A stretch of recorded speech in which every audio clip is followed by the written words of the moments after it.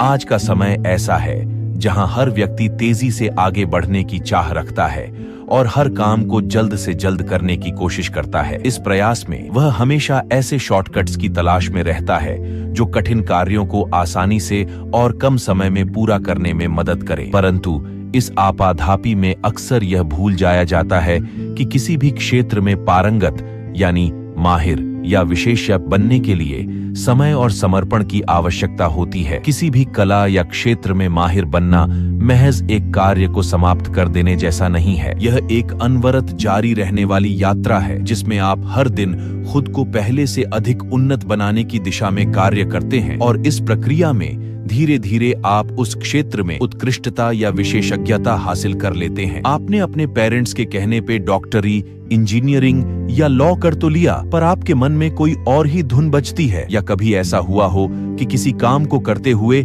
आपको लगा हो कि मैं इसे ही करने के लिए बना हूँ, तो आपको जरूरत है अपने अंदर की उस आवाज को पहचानने की जो आपसे कह रही है कि हाँ, यही वो रास्ता है जिस पे चलकर आप शिखर तक पहुंच सकते हो। आजकल दूसरों के दबाव में अपनी अंदर की आवाज को सुनना बहुत ही मुश्किल है। दुनिया को खुश करने के लिए अक्सर हम भी दुनिया की भीड़ में शामिल हो जाते हैं, लेकिन हम ये भूल जाते हैं कि हर इंसान अलग है। जिस तरह बर्फ के दो टुकड़े एक जैसे आकार के नहीं हो सकते, उसी तरह हर इंसान अपने आप में अलग है। दुनिया के जैसे बनने के लिए अपने अंदर की असाधारण खासियत को दबाने से पूरी जिंदगी हम बस एक आम इंसान बनकर रह जाते हैं, जबकि हमारे पास खास बनने की क्षमता थी। हमारी ही तरह इतिहास के सभी महानायकों की जिंदगी में भी एक ऐसा पल आया था जब उनके लिए जिंदगी का मकसद बिल्कुल साफ हुआ कि वो किस कार्य के लिए बने थे। बस फिर क्या था, वो कहते हैं ना कि जहाँ चाह वहाँ राह। उन्हें रास्ता मिलता गया और वो चलते गए। लेखक ने लियोनार्डो डा विंची का उदाहरण देते हुए कहा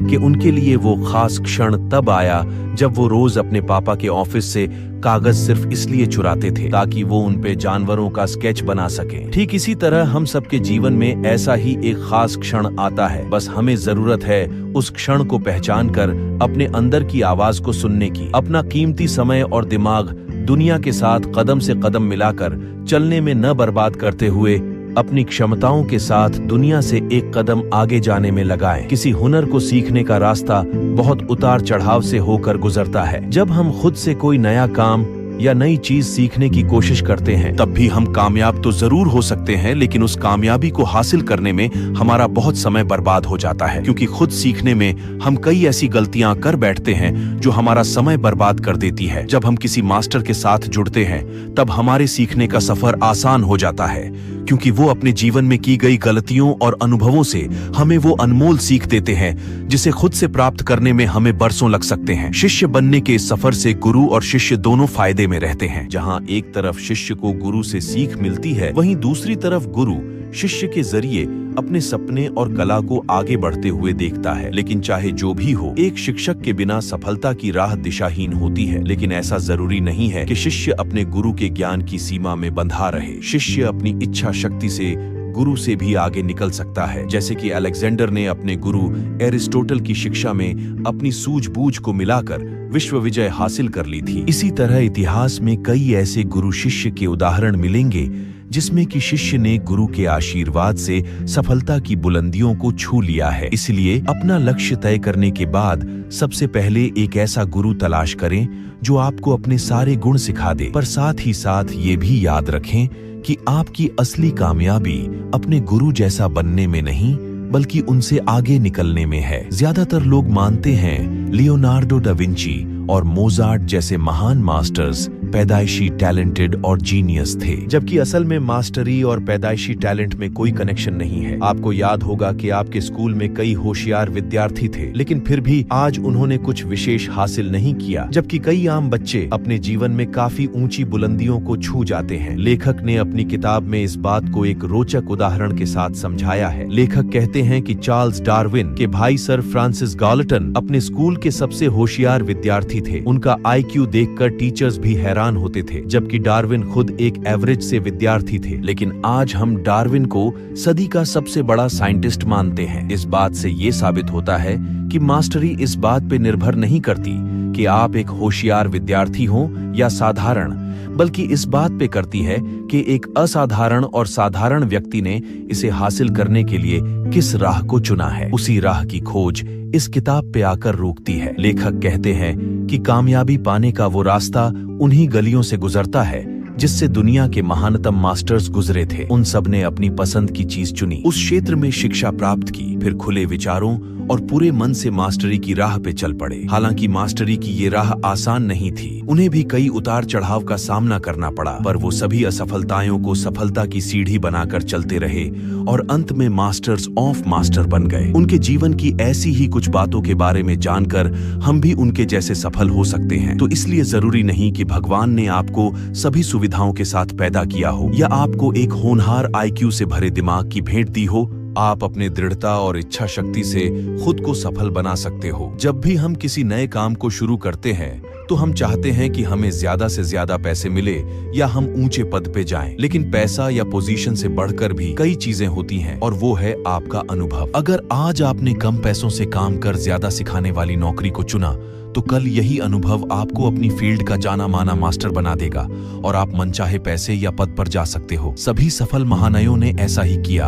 अब अमरीकी मुक्केबाज फ्रेडी रोच को ही ले लीजिए। उन्होंने एक मुक्केबाजी सेंटर में बिना पैसों की नौकरी को चुना, लेकिन इस नौकरी में उन्हें वो चीजें सीखने को मिली जिसने उन्हें एक महान बॉक्सर बना दिया। इसी तरह डार्विन ने मेडिकल स्कूल और चर्च में मिली अच्छी खासी नौकरी को छोड़ के HMS बीगल में बिना पैसों के नौकरी की। यहीं उन्हें पंछियों और पेड़ पौधों के बारे में करीब से जानने को मिला, जिससे प्रेरित होकर उन्होंने थ्योरी ऑफ एवोल्यूशन लिखा। बेंजामिन फ्रैंकलिन ने भी अपने पिता का अच्छा खासा व्यवसाय छोड़ के प्रिंटिंग प्रेस में नौकरी कर ली ताकि वो ये सीख सकें कि शब्द कैसे लिखे जाते हैं। इस बात से साबित होता है कि सभी ने अपने जीवन में पैसों से ज्यादा ज्ञान को महत्व दिया, जिसके कारण वो सफल हुए। इसलिए जब भी आप पहली नौकरी के बारे में सोचें तो ये देखें कि कहां आपको सीखने का माहौल ज्यादा मिलेगा। जीवन में नए प्रयोग करने की हिम्मत रखें। जैसा कि लेखक ने बताया कि हमारा लक्ष्य अपने मास्टर से भी आगे निकलने का होना चाहिए, लेकिन सवाल ये उठता है कि वो कैसे होगा। लेखक कहते हैं कि अपने गुरु से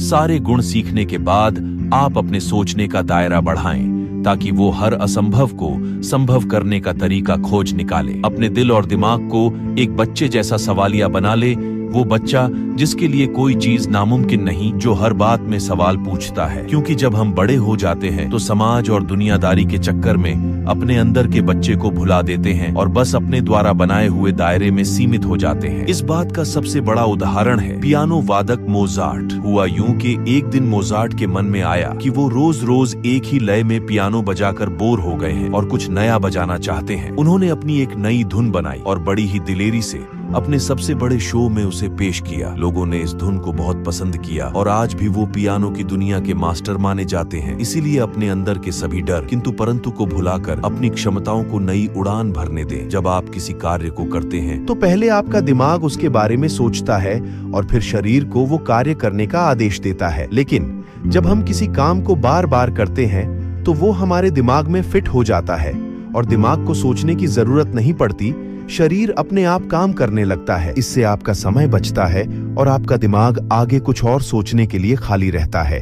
जैसे कि चेस मास्टर बॉबी फिशर ने चेस की इतनी प्रैक्टिस की कि उन्हें गेम के दौरान हर चाल के बारे में नहीं सोचता पड़ता था, जिससे कि उन्हें गेम में प्लानिंग करने का समय मिल जाता था। लेखक कहते हैं कि मास्टरी का सही मतलब ये है कि आप जिस फील्ड के मास्टर हो उस काम को करने के लिए आपके माइंड और शरीर का एक ऐसा अनोखा तालमेल बन जाए कि उस काम को करते रहने के लिए आपको सोचना ना पड़े। बस दिमाग ने कहा और शरीर ने कर दिया। कौन ये नहीं चाहेगा कि वो अपनी हर समस्या को खुद ही आसानी से दूर कर सके। आपको लगता होगा कि ऐसा करना बहुत ही कठिन होगा, पर ऐसा नहीं है। इंसानी दिमाग क्षमताओं का धनी है, बस जरूरत है उन क्षमताओं को पहचान के उन्हें निखारने की। आप जितना अपने दिमाग को खुले विचारों के समुद्र में बहने देंगे उतना ही आपका दिमाग इनोवेटिव और नए तरीके से सोचने लगेगा। ऐसा बार बार करते रहने से दिमाग को ऐसा करने की आदत हो जाएगी। इंसानी दिमाग पे हुए एक स्टडी के अनुसार अगर हम किसी काम को 10,000 से ज्यादा घंटों के लिए कर लेते हैं तो हमारा दिमाग